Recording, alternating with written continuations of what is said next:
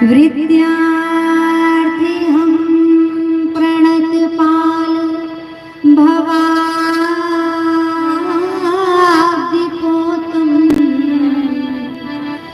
वन्दे महापुरुष ते चरणारविन्दम्।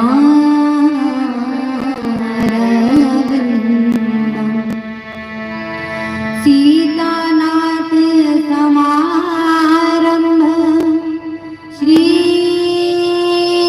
रामानन्दार्य मध्यमा अस्मदाचार्य पर्यन्ता वन्दे गुरु परम्पराम्। नीलाम्बरश्यामलकोमलाङ्गं सीतासमारोपितवामभागं पाणिं महाकायकचारुचापम् नमामि रामं रघुवंशनाथम्। उद्भवस्थितिसंहारकारणीं क्लेशहारिणीं सर्वश्रेष्ठकरीं सीतां नतोऽहं रामवल्लभाम्। अतुलितवरदामहं शैलावदेहं धनुर्वनकृतानं ज्ञानिनामग्रगण्यं सकलगुणनिधानं वानराणामधीशं रघुपतिप्रियभक्तं वातजातं नमामि। अपने अपने घरन की और सबका को पीर और इन्हें पीर सब घरन की सुधन्य धन्य रघुवीर। श्रद्धा और प्रेम से बोलिए सियावर रामचंद्र भगवान की जय। मोटे के महावीर हनुमान जी महाराज की, चक्रधर भगवान की जय। राधा माधव सरकार की जय। श्री शंकर भगवान की जय। भारत माता गौ माता की हर हर महादेव। दो बार भाव के साथ मिलजुल करके मस्ती के साथ हस्ती को भुला करके भगवान नाम संकीर्तन, उसके बाद कथा।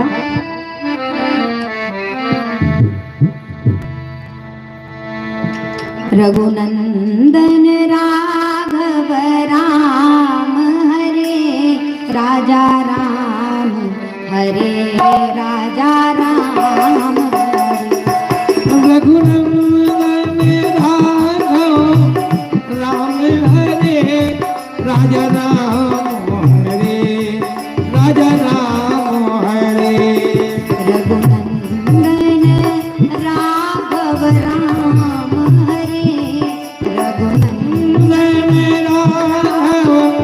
राम हरे सिया राम हरे सिया राम हरे सिया राम हरे सिया राम हरे।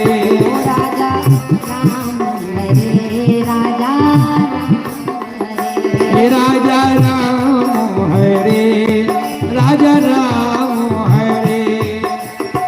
प्रविश नगर की जे सब काजा नगर की जे सब काजा हृदय राखी तो चल पूर राजा हृदय राखी कौशल उर राजा हृदय राखी तो चल पूर राजा हृदय राखी कौशल पुर राजा हृदय राखी कौशलपुर राजा सिया राम हरे राजा राम हरे। राजा राम गाइए बड़े भाव से, आज विश्राम कीजिए बड़ी मस्ती के साथ। सिया राम हरे राजा राम हरे राजा राम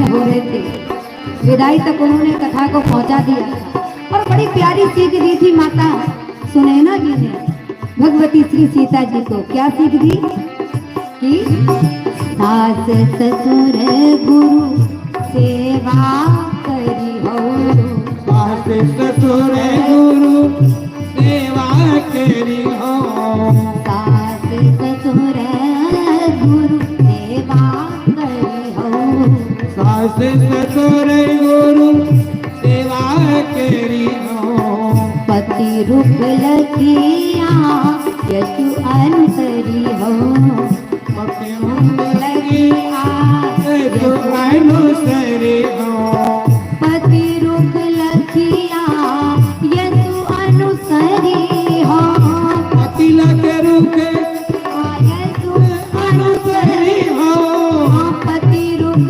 लखिया यशु अनुसरी हो। राजा राम हरे सिया राम हरे, राजा राम हरे सिया राम हरे, हो राजा राम हरे सिया राम हरे, राजा राम हरे सिया राम आज हरे। कंजूसी बिल्कुल नहीं चलेगी। ताली के साथ इस संकीर्तन को गाना है। विश्राम दिवस है। ताली बजाने से होता क्या है, आपके हाथों में राहु की रेखा, केतु की रेखा, शनि की रेखा होती है और वे विपरीत परिस्थितियों को बनाती हैं। तो महाराज उन विपरीत परिस्थितियों को अनुकूल बनाने की सर्व सामर्थ्य यदि किसी में है तो भगवान नाम संकीर्तन में है। जितनी जोर से आप ताली बजाएंगे उतनी ही इन बुरी रेखाओं का खात्मा होगा और अच्छी अच्छी सुंदर सुंदर रेखाएं बन जाएंगी। इसलिए अपने लिए राजा राम हरे, राजा राम हरे, राजा राम हरे, राजा राम हरे, राजा राम हरे, राजा राम हरे, ओ सिया राम हरे, सिया राम हरे, ओ राजा राम हरे, राम हरे, ओ सिया राम हरे, सिया राम हरे, ओ राजा राम हरे, राजा राम हरे, राजा राम हरे सिया राम हरे, हरे रामा राम रामा हरे हरे, हरे राम हरि बोल। हरे राम राम राम हरे हरे, ओ हरे कृष्णा कृष्णा कृष्णा हरे हरे, हरे कृष्णा हरे कृष्णा कृष्णा कृष्णा हरे हरे, हरे रामा हरे हरे, हरे रामा हरे हरे, हरे कृष्णा हरे हरे। बोलिए सियावर रामचंद्र भगवान की, की जय, श्री चक्रधर भगवान की, जय, मोटे के महावीर हनुमान जी महाराज की, की जय, हर हर महादेव हर। गोस्वामी तुलसीदास जी महाराज ने बड़ा ही अद्भुत लिखा। ग्रंथ अनमोल है अपूर्व पूर्व ग्रंथन ते, यद्यपि प्रसंग सब मिलत जुलत है, प्रेमी वन नाच जाचे भक्ति श्री राघव की, द्रग खोली बाचे द्रग ही के खुलत है। और चढ़त राजेश रंग चित सतसंगत को, मानस पढ़े से मेले मानस धुलत है। और राम गुण गायक अनेक कवि वृंद, किंतु तुलसी की तुलना में को ना तुलत है। ऐसे गोस्वामी तुलसीदास जी महाराज, उनको बारंबार वंदन। अखिल कोटि ब्रह्मांड नायक परात्पर अखिलेश्वर अकारण करण करुणा वरुणालय भक्त वांछा कल्पतरु भगवान राघवेंद्र भगवान के पावन यह विग्रह रामचरितमानस मंचस्थ विराजमान पिता तुल्य अभी अभी आप जिनकी वाणी को सुन रहे थे, ऐसे हमारे पूज्य उदेनिया जी महाराज, हमारे पूज्य मौसा जी श्री देवनाथ पाठक जी महाराज, बड़े भैया के रूप में श्री राघवेंद्र दास रामायणी जी, परम पूज्य परम विद्वान पूज्य महाराज श्री जी पारीछा की दिव्य भूमि से पधारे हुए श्री ब्रह्मचारी जी महाराज को कोटि कोटि बारंबार नतमस्तक होकर के प्रणाम वंदन। यत्र तत्र स्थान स्थान से आए हुए भगवत कथा रसिक श्रोत्रिय वृंद, श्रद्धामयी भक्तिमती मातृशक्तियों, अभी अभी आप बहुत सुंदर चर्चा सुन रहे थे, वहीं से प्रारंभ करते हैं। विदाई हो रही थी भगवती श्री सीता जी की और उनकी मैया ने बहुत सुंदर सीख दी। और अभी अभी बाबूजी बता रहे थे कि रामचरितमानस ही एकमात्र दुनिया में ऐसा ग्रंथ है जो जीव को चरित्रवान बनाना सिखाता है। एक एक पंक्ति में, पंक्ति नहीं है, मंत्र भर दिया है गोस्वामी तुलसीदास जी महाराज ने। इसलिए मंत्र महामणि विषय व्याल के और मैटत कठिन कुअंक भाल के ये मंत्र हैं। तो जो भगवती श्री सीता जी को सीख मिली सुनैना जी से, वो सीख को उन्होंने चरितार्थ भी करके बताया। रामचरितमानस में ये भी वर्णन है। कैसे, मैं आपको तुरंत ही बताती हूँ। क्या सीख दी थी मैया ने? सीख दी थी सास ससुर गुरु सेवा करी हो, सास ससुर गुरु सेवा करी हो, पति रुख लखी आयसु अनुसरी हो, पति रुख लखी आयसु अनुसरी हो, सास ससुर गुरु सेवा करी हो, सास ससुर गुरु सेवा करी हो, गुरु सेवा करी हो। बहुत सुंदर सीख दी कि बेटी विदाई हो रही है आपकी, लेकिन माँ की ये बात गांठ बांध लेना। और आज की समस्त माताओं को चाहिए कि वे भी अपनी बिटिया को यही सीख दें जो माता सुनैना जी अपनी बिटिया को दे रही हैं। क्या सीख दे रही हैं? कहा सास ससुर गुरु सेवा करी हो और पति रुख लखी आयसु अनुसरी हो। सास और ससुर की सेवा करनी है और जितनी सेवा करोगी उतनी मेवा मिलेगी। तो सास और ससुर की सेवा करनी है, परंतु पति की सेवा तो करनी है। लेकिन उसके आगे भी एक बड़ी प्यारी बात कह दी, पति रुख लखी आयसु अनुसरी हो। पति की सेवा इस प्रकार से करनी है, इतनी अंतरंग हो जाओ कि महाराज पति को बोलने की आवश्यकता ना पड़े। आप केवल रुख को देख करके समझ जाओ कि उनके मन में क्या है, कहना ना पड़े। कह दिया तो फिर सब बेकार है, सारी सेवा बेकार है। सेवक जो होता है स्वामी को उसे कुछ अच्छा, एक छोटा सा उदाहरण, जैसे हमारे हाथ है, किसी ने हमें डंडा मारा तो सबसे पहले आप क्या करते हो? आप कुछ नहीं करते, हाथ अपने आप खड़े हो जाते हैं आपको बचाने के लिए। क्या आपने हाथ को इशारा किया था?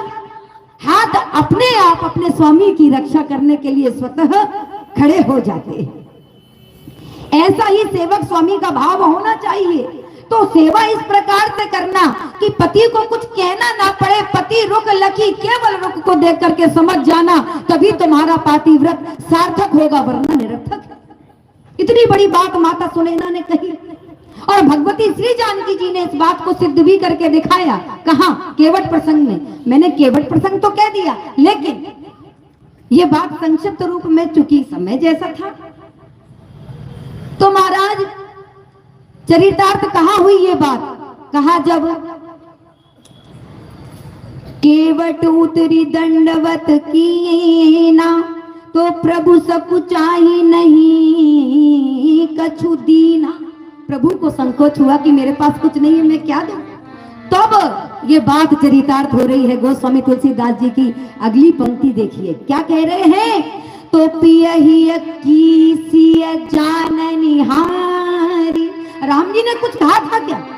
कुछ कहा था? बोलिए। अगर कहा था तो ऐसे करिए, और नहीं कहा था तो ऐसे करके बताइए। तो नहीं कहा था ना। तो भगवती श्री सीता जी समझ गई। पियहि कीसिय जाननिहारी और मणि मुद्री मन मुदित उतारी। राम जी को कहना नहीं पड़ा, भगवती श्री सीता जी समझ गई मेरे पति देव संकोच में गड़े जा रहे हैं और मैं अपने पति को संकोच में नहीं देख सकती। तुरंत ही राम नाम अंकित अंगूठी को उतार करके पति देव को दिया है, राघवेंद्र सरकार को दिया है। तो भगवती श्री जानकी जी ने अपनी मैया की सीख को पूर्ण किया कि नहीं? बोलो, किया कि नहीं?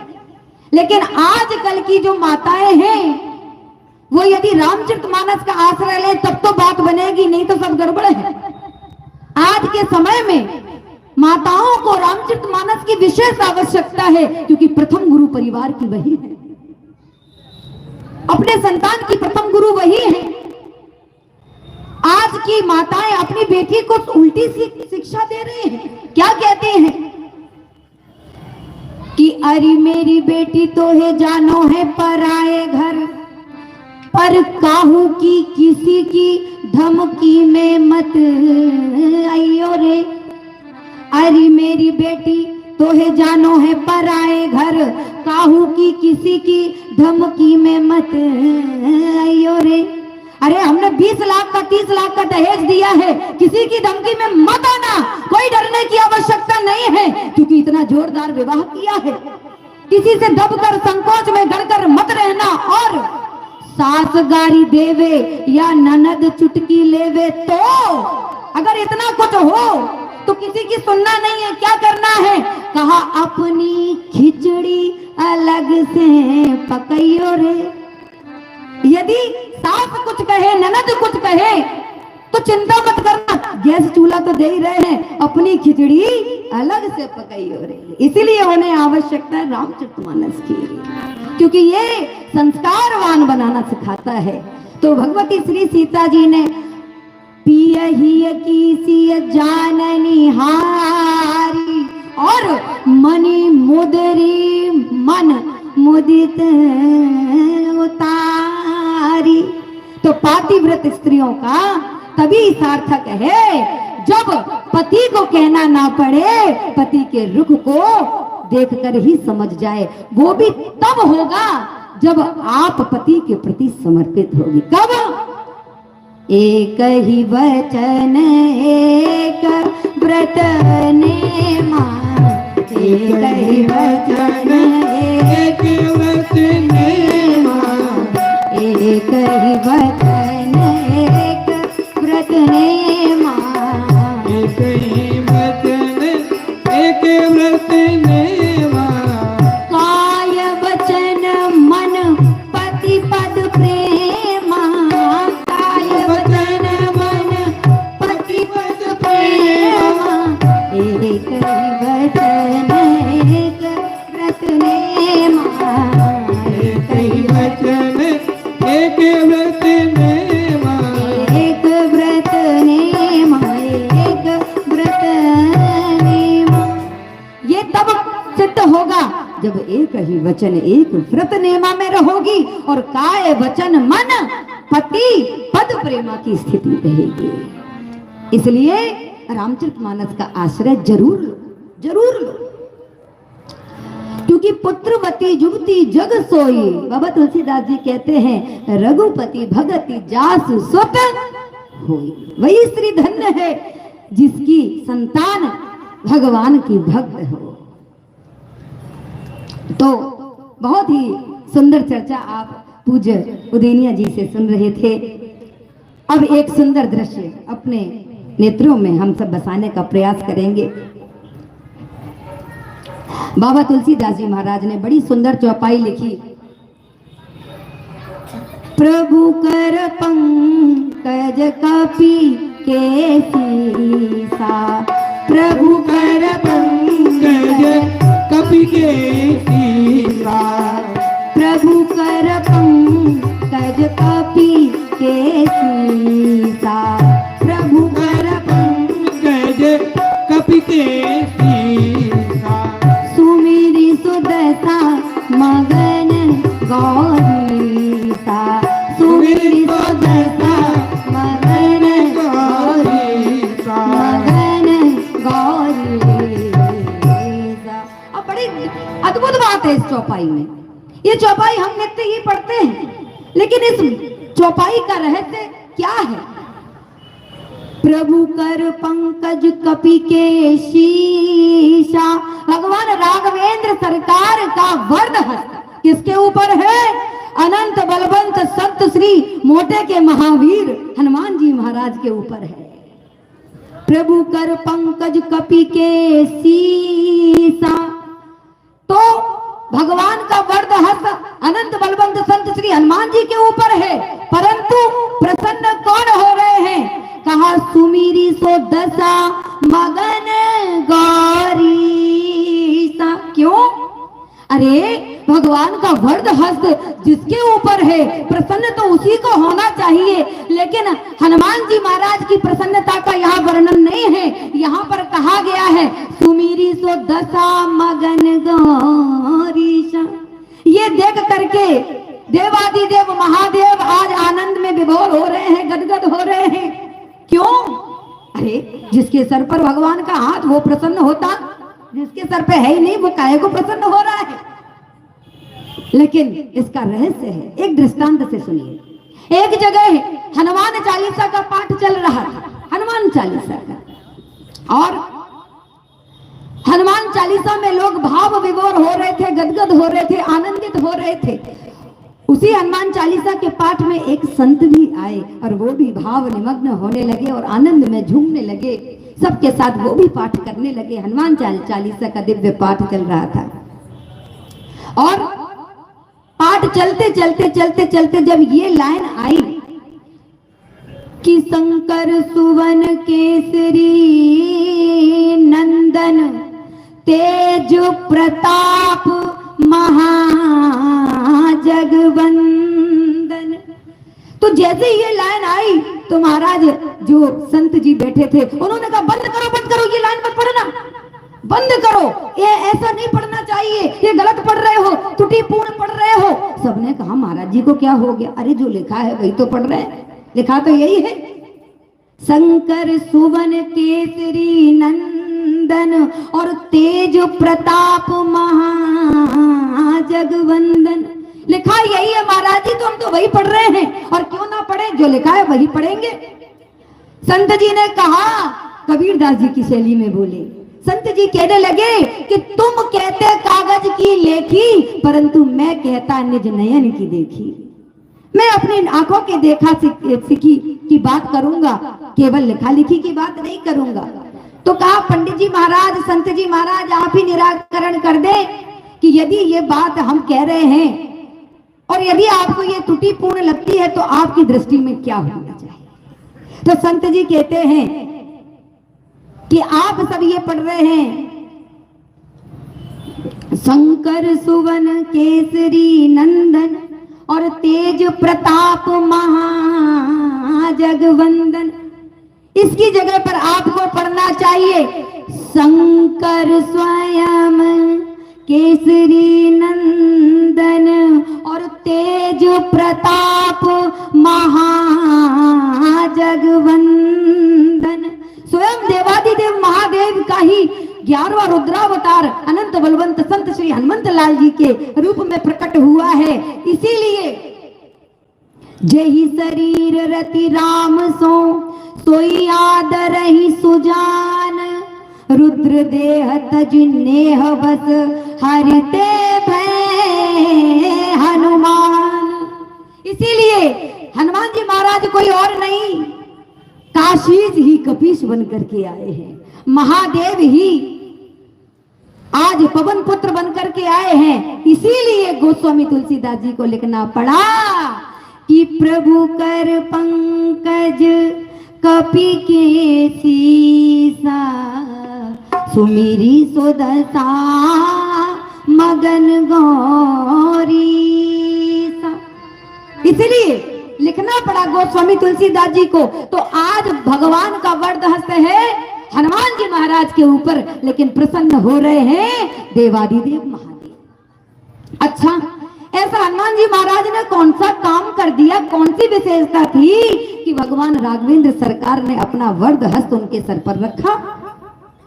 तो इस बात को जानने के लिए हनुमान जी की उस दिव्य यात्रा का हमें दर्शन करना पड़ेगा, जो प्रभु के द्वारा हनुमान जी महाराज ने समुद्र को लांग करके की। दृश्य उस समय का है जब समस्त वानर भालू एकत्रित होकर के समुद्र तट पर खड़े हैं और चर्चा चल रही है कि समुद्र को कौन लांगे, कौन लांगे, कौन लांग सकता है। लेकिन निज निज बल सबका हो भागा, निज निज बल सबका हो भागा, निज निज बल सबका हो भागा, निज निज बल सबका हो भागा। पार जाए कछु संशय राखा, पार जाए कछु संशय राखा, पार जाए कछु संशय राखा। तो महाराज सब अपने अपने बल का वर्णन कर रहे हैं कि मैं इतनी योजन जा सकता हूं, मैं इतने योजन जा सकता हूं, लेकिन पार जाए कछु संशय राखा। पार जाने में सबको कुछ ना कुछ संशय है सबके मन में। अब ये पार क्यों नहीं हो रहे हैं महाराज? ये सागर क्या है? ये सागर कुछ और नहीं महाराज, आपके और हमारे बीच में भी एक सागर है और वो है संसार सागर। इस सागर को भी कौन पार कर सकता है? हर कोई पार नहीं कर सकता। हर किसी के मन में दुविधा है, संशय है, तो कौन पार कर सकता है? कहा जिसके भीतर हनुमान जी महाराज के समान भगवत प्रेम हो, भगवत समर्पण हो, वही इस संसार सागर रूपी समुद्र को पार कर सकता है। तो आज सबको संशय हो रहा है कि कौन पार करे, कौन पार करे। वानर भालुओं ने सोचा कि ये कोई प्रतियोगिता तो हो नहीं रही, अरे एक से बढ़कर एक ही बात बता दो, होना क्या है, जाना क्या है, बस 100 योजन से कम रखो। तो महाराज एक वानर बोला कि हम तो 10 योजन जा सकते हैं। एक ने कहा बस 10 योजन, हम तो 20 योजन जा सकते हैं। एक ने कहा आप 20 योजन, हम तो 40 योजन जा सकते हैं। वहां जामवंत जी भी खड़े थे। जामवंत जी ने कहा जब सब अपना अपना दाव बट्टा कर रहे हैं तो हम काहे को पीछे लगे, पीछे रहे, तो हम 10 कम करके 90 बता दें। तो आज जामवंत जी ने कहा कि हम 90 योजन जा सकते हैं। अब अंगद जी ने विचार किया कि 90 तो हो ही गए, अब मैं क्या बोलूं। तो आज अंगद जी ने कहा अंगद कही जाऊं मैं पारा। अंगद जी ने कहा कि मैं तो पार ही चला जाऊंगा। सबके सब देखते रह गए कि अंगद जी क्या कह रहे हैं कि पार ही चले जाएंगे। तो सारे वानर भालू प्रसन्न होकर के चिल्लाने लगे, अरे हो गया, रामचंद्र जी का काम बन गया। अरे अंगद जी जा रहे हैं, अंगद जी जा रहे हैं और ये जरूर चले जाएंगे, कह रहे हैं अंगद कहीं जाऊं मैं पारा। पर अंगद जी ने कहा अरे भैया पूरी बात तो सुन लो, पूरी बात तो सुनो। लेकिन कोई काहे को सुनने वाला, सब चिल्ला पड़े। अंगद जी ने कहा सुनो सुनो, रुको पहले पूरी बात सुनो। सब खड़े हो गए। अंगद जी ने कहा कि जिये संशय कछु फिर बारा। पार तो चला जाऊंगा लेकिन लौटते समय में कुछ संशय है। जैसे ही अंगद जी ने ये बात कही, सारे के सारे वानर भालुओं का उत्साह जल में परिणत हो गया, धूल में मिल गया। महाराज सब उदास हो गए कि अभी तो बड़ी बात कर रहे थे। ये तो वही बात हुई कि महाराज एक बार एक तालाब के किनारे बहुत से लोग बैठे हुए थे, कुछ स्नान कर रहे थे, कुछ स्त्रियां कपड़े धो रही थी। उसी समय कुछ बच्चे भी आसपास खेल रहे थे। एक बच्चे का पैर फिसला, तालाब में गिरा और जैसे ही तालाब में गिरा तो महाराज सारे के सारे घेर करके खड़े हो गए और कहने लगे देखो कितना प्यारा बच्चा है, अरे डूबा जा रहा है, अरे कोई तो बचाओ, अरे डूब ही जाएगा, अरे बचाओ। पर बचाने का कोई प्रयास कर नहीं रहा, लेकिन बस चिल्लाए जा रहे हैं, अरे बचाओ भैया, कोई बचाओ, कोई बचाओ, कितना प्यारा कितना सुंदर बच्चा है, अरे मर जाएगा, डूब जाएगा, बचाओ। इतने में जब कोई नहीं बचाने के लिए कूदा, इतने में एक आदमी को लगा धक्का और वो गिर पड़ा तालाब में। दो चार उसने भी डुबकियां लगाई और जैसे तैसे उस बच्चे को लेकर के वो बाहर आया।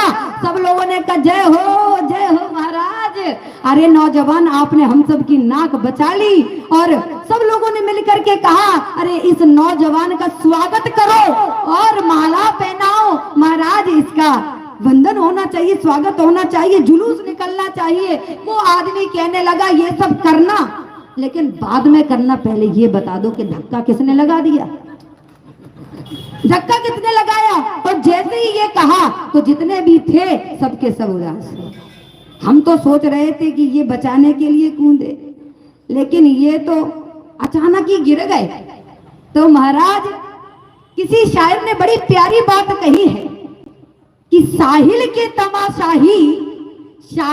तमाशाही हर डूबने वाले पर अफसोस तो करते हैं लेकिन इमदाद नहीं करते, अफसोस तो करते हैं लेकिन इमदाद नहीं करते। तो आज महाराज अंगद जी ने जब कहा कि जिए संशय कछु फिरती बारा, मैं चला तो जाऊंगा लेकिन लौट कर आने में मुझे थोड़ा संदेह। अब हनुमान जी महाराज चुपचाप बैठे।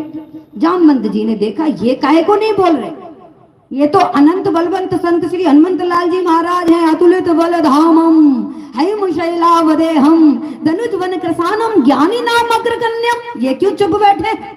तो आज किसी ने हनुमान जी महाराज से पूछा अरे सब अपने अपने बल का बखान कर रहे हैं, आपको क्या हो गया आपको, अरे आप तो अतुलित बल के धाम हैं, आप अपने बल का परिचय क्यों नहीं देते। हनुमान जी ने कहा अरे बल का परिचय तो वो सब दे रहे हैं जिनके स्वयं का बल है, मेरा बल है ही नहीं, मैं काय का बल बताऊं। किसी ने कहा अच्छा तो अतुलित बल धाम हम ऐसे ही कह रहे हैं लोग। हनुमान जी ने कहा नहीं नहीं, कह तो सही ही रहे हैं। लोगों ने कहा सही भी कह रहे हैं और आप कह रहे हैं कि हमारा बल नहीं है, ये दोनों बातें एक साथ कैसे सिद्ध होंगी। तो हनुमान जी महाराज आज कहने लगे कि अतुलित बल का मतलब क्या होता है। अतुलित बल का मतलब है असीमित बल, और असीमित बल जीवात्मा का नहीं हो सकता, असीमित बल तो केवल परमात्मा का ही हुआ करता है, परमात्मा का होता है। और जब परमात्मा का वो बल है तो मैं फिर किस बात पर, किस बल पर गर्जना करूं। तो कहा आपको कैसे पता चला कि ये अतुलित बल भगवान का है, रामचंद्र जी का है। तो हनुमान जी ने कहा मुझे पता है। कहा कैसे। हनुमान जी ने कहा कि एक ने घोषणा करी है। तो वो कहा किसने घोषणा करी। तो हनुमान जी महाराज ने कहा कि एक राम जी का बल देखने गया था। कौन।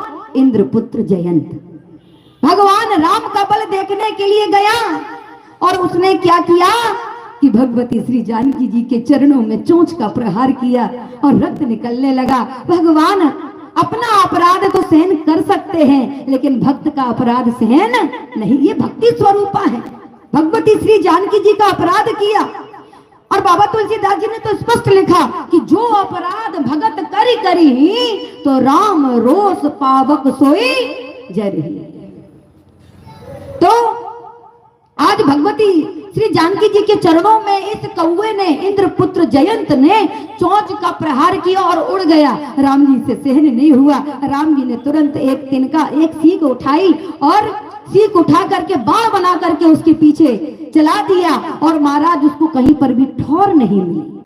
और जब ठौर नहीं मिली तो महाराज नारद जी मिल गए और नारद जी ने उपाय बता दिया कि जिसका अपराधी है उसी की शरणागति ग्रहण कर तो तेरा कल्याण होगा, नहीं तो तुझे बचाने वाला कोई नहीं है ब्रह्मांड में।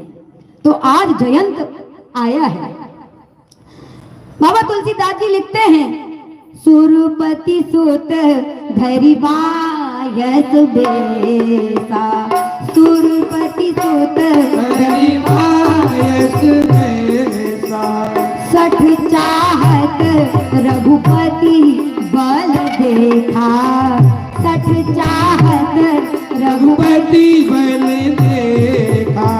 सठ चाहत रघुपति बल देखा, सठ चाहत रघुपति बल देखा, सुरपति सुत हरि बायस देखा। सुरपति सुत हरि बायस देखा। आज इंद्रपुत्र जयंत कौवे के रूप में जब नारद जी के कहने पर रामचंद्र जी के चरण में आया तो रामचंद्र जी ने कहा काहे को आए थे बेकार में। जयंत ने कहा बेकार में तो नहीं आए थे, आपका बल देखने आए थे। राम जी ने कहा बल देखने आए थे तो बल देखा कि नहीं देखा। उसने कहा बल देख लिया। राम जी ने विनोद बस पूछा कि बल देख लिया, कहने लगा हाँ। राम जी ने कहा बल देख लिया तो ये बताओ कि कितना बल नजर आया। तो आज जयंत स्वयं कहता है अतुलित बल अतुलित प्रभुताई, अतुलित बल अतुलित प्रभुताई। अतुलित बल अतुलित प्रभुताई, अतुलित बल अतुलित प्रभुताई। ओम मैं मति मंद जानी नहीं पाई, मैं मति मंद जान नहीं पाई। ओम मैं मति मंद जानी नहीं पाई, मैं मति मंद अतुलित बल अतुलित प्रभुताई, मैं मति मंद जान नहीं पाई। अतुलित बल अतुलित प्रभुताई, मैं मति मंद जान नहीं पाई। अतुलित बल अतुलित बल अतुलित बल अतुलित प्रभुताई। जान गए तो जयंत कहता हाँ जान गया। क्या जाने कितना बल है। तो इंद्रपुत्र जयंत कहता अतुलित बल अतुलित प्रभुताई, मैं मति मंद जान नहीं पाई। उसने ये घोषणा करी तो हनुमान जी महाराज कहते तभी से मैं जान गया कि ये बल किसका है, राम जी का है। अतुलित बल के धाम तो वही है, मैं अतुलित बल का धाम नहीं हूं। एक दूसरा दर्शन भी मिलता है। जब ये बात कही ही है तो आपको सुनाते चले कि अन्य रामायण में यह वर्णन आता है कि जयंत ने भगवती श्री सीता जी के चरणों में चंचू प्रहार नहीं किया, अपितु वक्षस्थल पर भगवती श्री जानकी जी के चंचू प्रहार किया। राम जी ने जब ये देखा तो राम जी से सहन नहीं हुआ और राम जी ने सीख उठा करके बाण के रूप में उसके पीछे जब लगाया और जब उसके पीछे बाण लगाया उसको कहीं ठोर नहीं मिली, तब नारद जी मिल गए। नारद जी सदगुरु हैं और नारद जी ने नारद देखा विकल जयंता लागी दया कोमल चित संता। आज नारद जी ने देखा ये विकल होकर के उधर उधर भाग रहा है तो संत है दया आ गई, संत हृदय नवनीत समाना दया आ गई। और नारद जी ने बोला कि अरे पागल, अरे मूर्ख, इधर उधर काहे को भटकता है। अरे जिसका अपराधी है इस दुनिया में क्षमा करेंगे तो वही करेंगे, अन्यथा कोई क्षमा करने वाला नहीं है, तू उन्हीं की शरण ग्रहण कर। और तब नारद जी के वचन को सुनकर के जयंत राघवेंद्र सरकार के चरणों में आके गिरा। और गिरा भी तो कैसे गिरा जानते हैं? जब राघवेंद्र सरकार बैठे हैं भगवती श्री जानकी जी के साथ, तो ये जयंत आकर के नारद जी के वचन को सुनकर के जब आकर के गिरा तो चित्त होकर के गिरा। चित्त जानते ना, चित्त और पट्ट, तो चित्त होकर के गिरा। और चित्त कैसा कि राम जी के समक्ष तो चरण है और महाराज चेहरा जो है वो पीछे है, समझ गए ना। ऐसे चित्त की भूमिका में वो आकर के गिर पड़ा। जब चित्त की रूप में आकर के गिर पड़ा तो राम जी ने अपना मुंह फेर लिया। भगवती श्री जानकी जी तो करुणामयी सरकार है ना, दया की मूर्ति है, जगदम्बिका है, जगत जननी है, जगत की माता है। उनको दया आ गई कि ये मेरा बच्चा ही तो है, मेरा ही तो है, इसको राम जी के सामने प्रणाम करना नहीं आता, तो ये सिखाने का काम माता का ही है।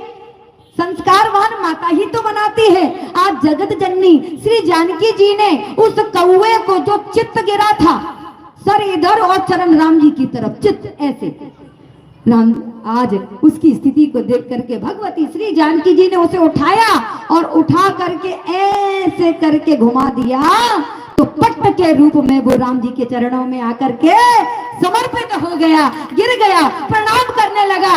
और जब प्रणाम करने लगा तो श्री जानकी जी ने रामचंद्र जी से कहा, प्रभु अब तो इसकी तरफ देख लीजिए, कृपा कर दीजिए। राम जी ने कहा कि मैं कृपा करने वाला नहीं हूँ, इसने मेरा अपराध किया होता तो कृपा भी कर देता, लेकिन इसने भक्त का, आपका अपराध किया है, मैं इसे क्षमा करने वाला नहीं हूँ। श्री जानकी जी ने कहा क्षमा तो करना पड़ेगा। राम जी ने कहा देखती नहीं इसको, जरा भी सुहूर नहीं, जरा भी संस्कार नहीं, चित्त होकर के गिर पड़ा मेरे चरणों में। भगवती श्री सीता जी ने कहा प्रभु संस्कार नहीं है तो क्या हुआ, लेकिन आपको क्षमा तो करना पड़ेगा। राम जी ने कहा मैं तो बिल्कुल क्षमा नहीं करूंगा, अरे कुछ और गुण ना होता मैं सब मंजूर करता, लेकिन इसके जीवन में तो कोई सद्गुरु भी नहीं है, इसकी नैया कौन पार करेगा। भगवती श्री सीता जी ने कहा प्रभु आपको भूल हो रही है, इसके जीवन में गुरु भी है। भगवान ने कहा गुरु है, कौन है गुरु। भगवती श्री सीता जी कहती हैं कि नारद जी इसके गुरु बन गए, क्योंकि नारद जी ने जो मार्गदर्शन दिया है उसके चलते ही ये आपके चरणों तक पहुंचा है। और गुरु का काम यही है कि जीवात्मा को परमात्मा के चरणों तक पहुंचा दे, तो नारद जी के वचनों ने इसे आपके चरणों तक पहुंचा दिया है, इसलिए इसकी गुरु दीक्षा भी हो चुकी है। गुरु दीक्षा तो हो गई। राम जी ने कहा फिर भी मैं क्षमा नहीं करूंगा, गुरु दीक्षा भले ही हो गई हो, लेकिन गुरु दीक्षा के समय शंख चक्र गदा के चिन्ह अंकित करे जाते हैं, वो चिन्ह तो इसमें है ही नहीं। पूज्य महाराज जी का पदार्पण हो रहा है। बोल संत भगवान की। तो महाराज अभी 5 से 7 मिनट, फिर उसके बाद अपनी वाणी को विराम देंगे। तो महाराज आज भगवती श्री सीता जी से रामचंद्र जी कहते हैं कि भले ही आप कहती हो कि गुरु इसके जीवन में है, लेकिन चलो गुरु मान भी लिया, लेकिन इसके ऊपर शंख चक्र के चिन्ह नहीं है, इसलिए मैं तो नहीं मानता कि गुरु दीक्षा हुई है। भगवती श्री सीता जी कहती है आपको मानना पड़ेगा, क्योंकि इसके शरीर पर शंख चक्र के भी चिन्ह अंकित हो गए। राम जी ने कहा कैसे। भगवती श्री सीता जी ने कहा कि जब मैंने इसे उठा करके चित्त से पट्ट किया तो मेरे हाथों में जो आयुधों के चिन्ह हैं वो इसके ऊपर सबके सब बन गए हैं, इसलिए इसके शरीर पर आयुध भी हो गए हैं, गुरु दीक्षा भी हो गई है, अब तो आप इसे क्षमा कर दें। रामचंद्र जी ने कहा फिर भी मैं क्षमा नहीं करूंगा, और ये जो बाण मैंने छोड़ दिया है भले ही सीख का है, लेकिन है बाण, ये तो अब चल के ही ठिकाने पर रहेगा। तो महाराज आज राम जी ने क्या किया कि एक नयन करी तजा भवानी, एक आंख का कर दिया। क्योंकि एक आंख का क्यों किया, क्योंकि ये अभिन्न को भिन्न समझ रहा था, तो भगवान ने इसकी दृष्टि एक करके अभिन्न को अभिन्न समझ रहा था, अभिन्न को भिन्न समझने के लिए राम जी ने इसको एक आंख का कर दिया। भगवती श्री जानकी जी ने जब देखा तो कहा अरे प्रभु ये क्या किया, मेरे पुत्र को आपने एक आंख का काना कर दिया। अरे दुनिया वाले क्या कहेंगे कि भगवती श्री जानकी जी का की संतान ऐसी कि एक आंख की कानी। दुनिया वाले जग हंसाई करेंगे, क्या आपको अच्छा लगेगा। रामचंद्र जी ने कहा नहीं नहीं मुझे अच्छा नहीं लगेगा, लेकिन देवी भले ही मैंने इसको एक आंख का काना कर दिया हो, लेकिन ये अपनी एक ही आंख को इस प्रकार से फटाफट जल्दी जल्दी ऐसे घुमाएगा कि दुनिया में कोई माई का लाल ऐसा नहीं होगा जो ये जान पाए कि ये कौवा एक आंख का काना है। भगवान ने कृपा करी। तो आज हनुमान जी महाराज कहते हैं कि अतुलित बल किसका है, रामचंद्र जी का। अतुलित बल अतुलित प्रभुताई, ये रामचंद्र जी का बल है। और मेरा जो हृदय है वो तो केवल हृदय था। लेकिन श्री राघवेंद्र सरकार जब अपने आयुधों को लेकर के अपने बल को, भाई कहीं पर भी जाएंगे प्रभु तो बल को कहीं रख करके जाएंगे क्या? नहीं नहीं नहीं, भगवान जहां पर भी जाते हैं उनका बल उनके साथ चलता है। तो भगवान का बल, भगवान के आयुध अनंत बलवंत संत श्री हनुमंत लाल जी के हृदय में जब राघवेंद्र सरकार सबको लेकर के बैठ गए तो हृदय फिर हृदय नहीं रहा, वो हृदय धाम बन गया। इसलिए हनुमान जी महाराज कहलाने लगे अतुलित बल धाम। तो महाराज श्री हनुमान जी महाराज से सबने कहा कि आप कुछ करो। तब हनुमान जी महाराज ने फिर प्रयास किया है और आप सब परिचित हैं कि हनुमान जी महाराज ने फिर क्या किया। विषय तो बहुत लंबा है, यदि किसी एक और पंक्ति में उलझ गए तो उसको फिर स्पष्ट तो करना ही पड़ता है। इसलिए अपनी वाणी को विराम पूज्य महाराज श्री जी की वाणी का आश्रय लेंगे बड़े ही भाव से। बोलिए सियावर रामचंद्र भगवान की जय हो, श्री चक्रधर भगवान की जय हो, राधा माधव सरकार की जय हो, शंकर भगवान की जय हो, भारत माता की जय हो, सनातन धर्म की हर हर महादेव। 2 बार भगवान नाम संकीर्तन। हो राजा राम राम राम सीता राम राम राम राजा राम राम राम सीता राम राम राम राजा राम राम राम सीता राम राम राम राजा राम राम राम सीता राम राम राम। ओ राजा राम राम राम राजा राम राम राम राजा राम राम राम सीता राम राम राम। हरि बोलो। राम राम राम सीता राम राम राम राजा राम राम राम सीता राम राम राम। ऐसे नहीं, मैंने 5 मिनट पहले कथा का विश्राम दिया है। क्यों दिया? क्योंकि बड़े ही भाव के साथ आप कीर्तन गा सके। दोनों हाथों को खोल कर बड़ी मस्ती में अपनी हस्ती को भुला दो, क्योंकि न जाने ये अगले वर्ष ये समय मिलेगा और अगले वर्ष तक हमारे प्राण रहे ना रहे कोई गारंटी नहीं है। कर लो सो काम, भज लो सो राम। इसलिए दोनों हाथों को खोल कर बड़े भाव से राजा